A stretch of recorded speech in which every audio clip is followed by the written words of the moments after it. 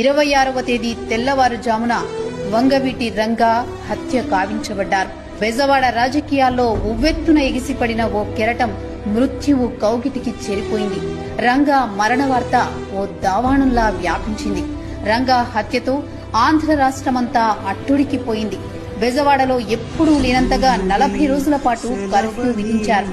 అప్పట్లోనే సుమారు 100 కోట్ల ఆస్తి నష్టం జరిగిందంటే తీవ్రతను అర్థం చేసుకోవచ్చు. కోస్తా జిల్లాలో సుమారు 2 లక్షల రంగా విగ్రహాలు గ్రామ గ్రామాన వెలసాయంటే ఆయనకు ప్రజల్లో ఉన్న ఇమేజ్ ఎలాంటిదో అర్థం చేసుకోవచ్చు.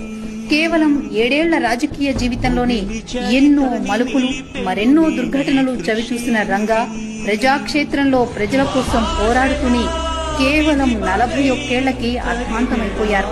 అందుకే అప్పటికీ ఇప్పటికీ ఎప్పటికీ బెజవాడ చరిత్రలో రంగాది ఓ మరపురాని అధ్యాయం.